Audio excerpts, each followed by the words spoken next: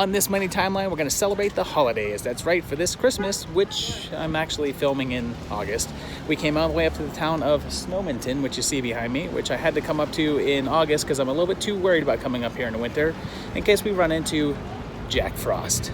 That's right, let's check out this 2-movie timeline and see if the continuity works out.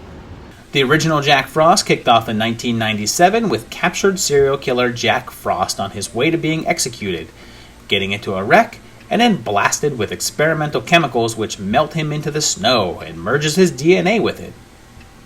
We then meet Sheriff Sam, who is the one that caught Jack, and his wife and son. His son is like 10, but talks like he's about 4 or 5. But I made you special. But now he's gone. Poof. Like magic? Yeah, that's right. Just like magic. And then we see the town, and it looks like this.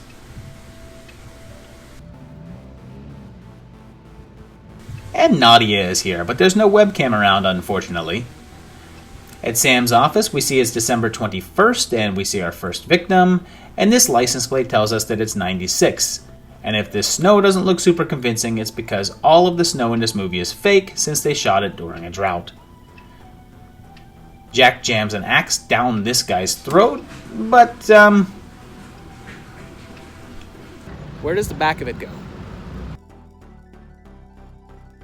Special Agent Manners comes in, and then there's teen sexcapades that end up with this guy impaled, which Shannon Elizabeth doesn't hear because she's drying her hair. Before she gets in the bath. Jack gets in the bath and, attacks her, and I guess the joke is where his carrot nose is gone, and, Alright. Next scene. Next scene.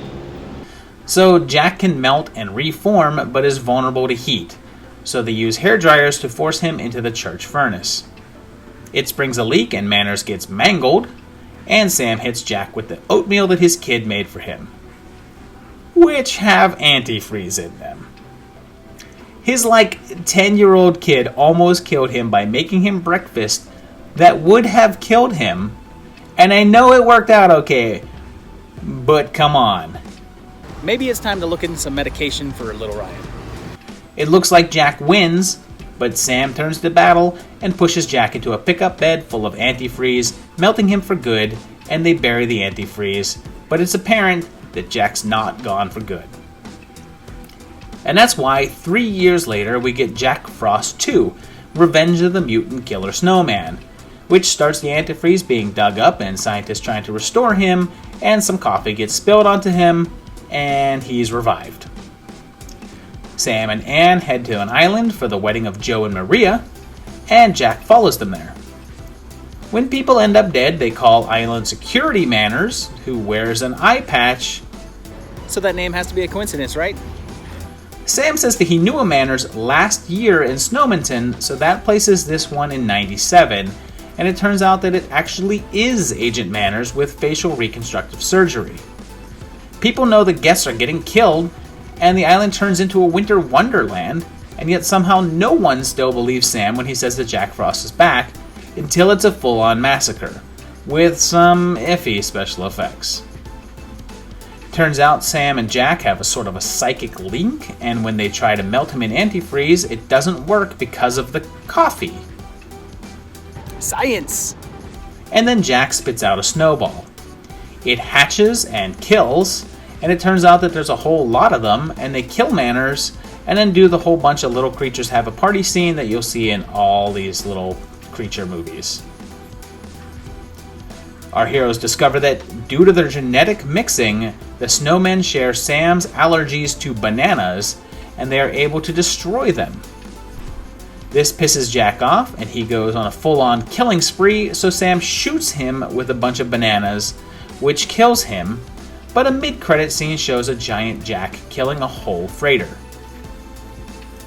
Sadly, any plans for a third installment were shelved with the untimely death of Christopher Allport in 2008, and the saga of Jack Frost is complete.